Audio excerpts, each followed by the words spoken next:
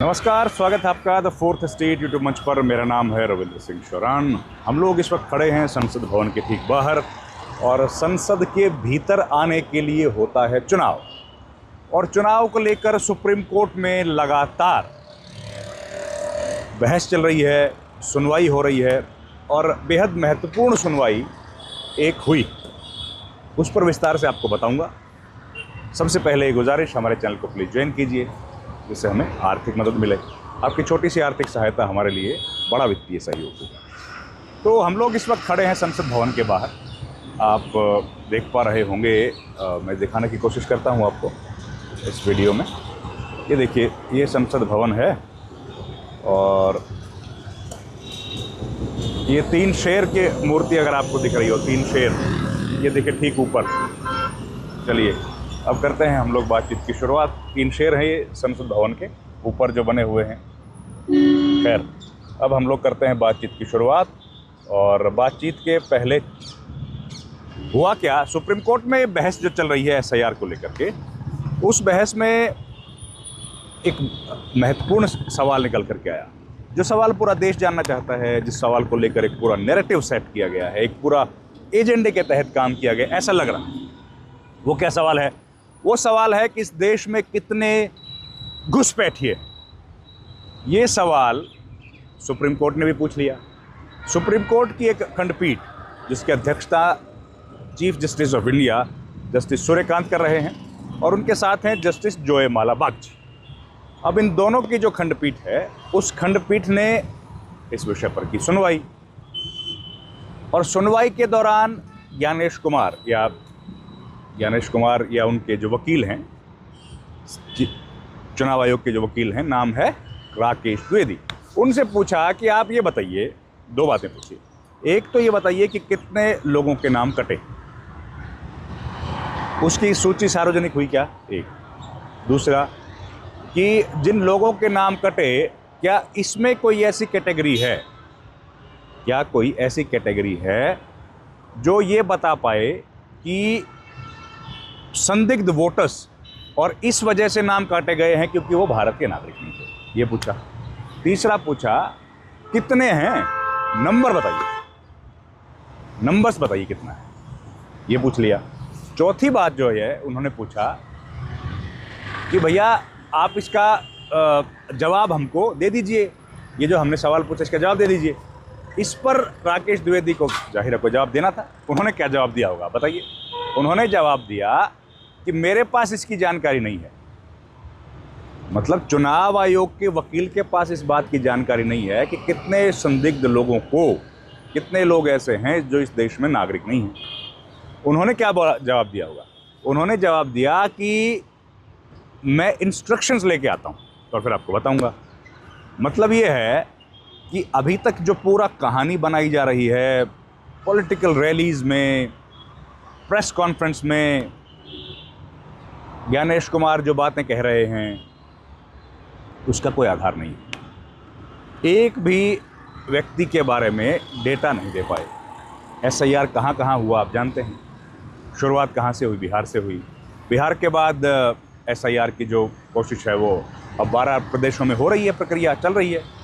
तो इतने राज्यों में वोट कटने की बात भी हो रही है कि वहाँ इतने वोट कट गए, वहाँ इतने वोट कट गए, लेकिन ये मालूम नहीं है कि जो ये वोट कटे हैं इनमें से कितने ऐसे लोग हैं जो संदिग्ध हैं या जो लोग भारत के नागरिक नहीं हैं। अब ये प्रश्न तो ऐसा है जो सब पूछना चाहेंगे, जानना चाहेंगे। भाई, आम आदमी भी जानना चाहता है, राजनीतिक दलों के भी सवाल हैं और राजनीतिक दलों के जो वकील हैं वो भी यही बात पूछ रहे हैं कि कितने लोग ऐसे हैं जिनका वोट इस वजह से कट गया क्योंकि वो लोग इस देश के नागरिक नहीं थे। अब इस पर राकेश द्विवेदी का जवाब था कि हमको तो मालूम नहीं है, मैं इंस्ट्रक्शन लेके आता हूँ फिर आपको बताऊँगा। और दूसरा ये भी इंस्ट्रक्शन लेके आने के लिए उनको कहा गया है या लेके आएंगे कि क्या आपके यहाँ पर वोट काटने के लिए कोई ऐसी एंट्री है जिसका आधार नागरिकता हो, क्योंकि वहाँ पे कैटेगरीज होती है ना कि इनका वोट बदल गया है, ये इनकी डेथ हो गई है, ये यहाँ से शिफ्ट कर गए हैं। तो क्या ऐसी भी कोई कैटेगरी है जिसमें ये हो कि ये भारत का नागरिक नहीं है? तो वो भी इंस्ट्रक्शन लेके आएंगे। अब इतना बड़ा मुद्दा ये चल रहा है, तो इस पर फिर प्रशांत भूषण जो कि वकील हैं ADR के, उन्होंने भी पिटीशन फाइल की है, पब्लिक इंटरेस्ट लिटिगेशन है।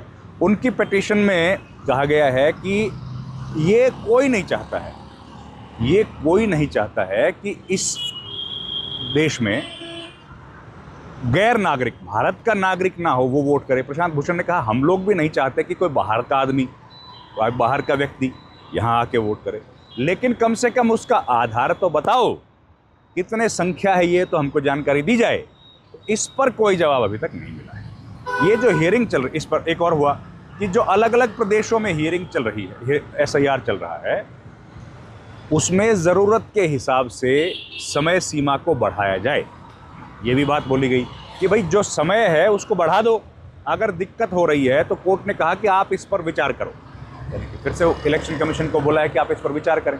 अब देखिए SIR की जो पूरी प्रक्रिया है उस पर पॉलिटिकल पार्टीज़ के अलावा प्रदेश की सरकार भी गई है। प्रदेश की सरकार कहाँ की गई है? केरला की। केरला की सरकार तब गई थी जब वहाँ पर चल रहा था जो लोकल बॉडीज़ के इलेक्शन थे ना, म्यूनिसिपल कॉरपोरेशंस के, पंचायत के, उनके जो चुनाव चल रहे थे उनको लेकर के केरला की सरकार, पिनराई विजयन जिसके मुख्यमंत्री हैं, वो सरकार गई थी सुप्रीम कोर्ट। उसने कहा था कि हमारे पास इतना स्टाफ नहीं है कि हम लोग दोनों कार्रवाइयाँ एक साथ कर पाएँ, SIR में भी उन लोगों को लगा पाएँ और इलेक्शंस भी ऑर्गेनाइज करने। और इलेक्शंस करना हमारे लिए मैंडेटरी है क्योंकि कानून ऐसा है। SIR का ऐसा कोई फिक्स डेट्स नहीं है, कानून नहीं है। इस पर सुप्रीम कोर्ट ने कहा इलेक्शन कमीशन को कि आप समय बदल दीजिए, तारीखें बढ़ाई गई। और अब सुप्रीम कोर्ट कह रहा है कि अगर इतनी सारी दिक्कतें आ रही हैं तो इसमें समय बढ़ाने में क्या दिक्कत है। तो इस पर भी जवाब देंगे ज्ञानेश कुमार। और देखिए एक के बाद एक बात हम लोग जो लगातार देख रहे हैं, चुनाव आयोग लगातार सवालों के घेरे में है। ज्ञानेश कुमार से जो सवाल पूछे जाते हैं या उनके वकीलों से जो सवाल पूछे जाते हैं, देखिए ज्ञानेश कुमार से हम लोग प्रेस कॉन्फ्रेंस में सवाल पूछते हैं, पॉलिटिकल पार्टीज उनसे मिलकर सवाल पूछती हैं, और बाहर आकर राजनीतिक दल कहते हैं कि हमारे किसी भी प्रश्न का जवाब चुनाव आयोग नहीं दे पा रहा है। ज्ञानेश कुमार ने एक भी सवाल का जवाब नहीं दिया, ये कहते हैं।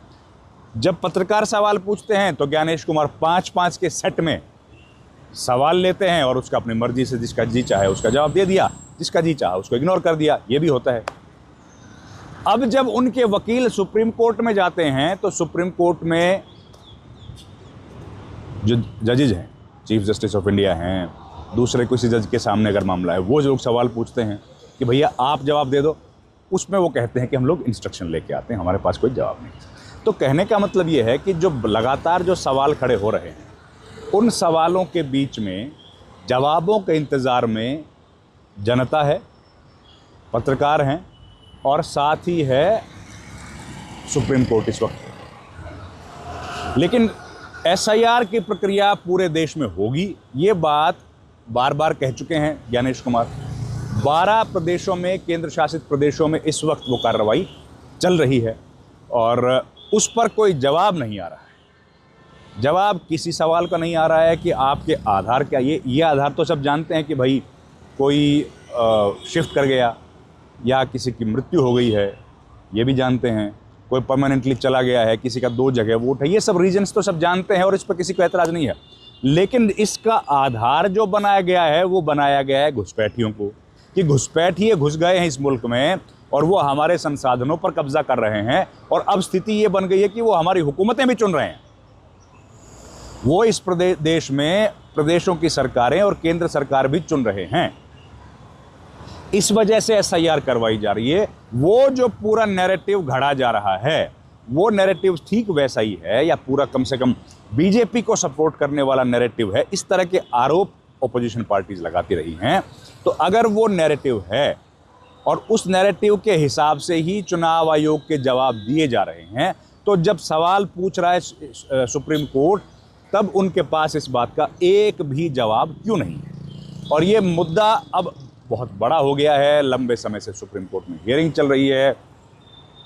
अभी जो हियरिंग चल रही है उसमें एक मुख्य बिंदु ये भी है कि कॉन्स्टिट्यूशनल वैलिडिटी क्या है, क्या संविधान सम्मत है SIR की पूरी प्रक्रिया, या फिर चुनाव आयोग संविधान से बाहर आकर अपने कानून बनाने की कोशिश कर रहा है और इस SIR में अपने नियम थोप रहा है।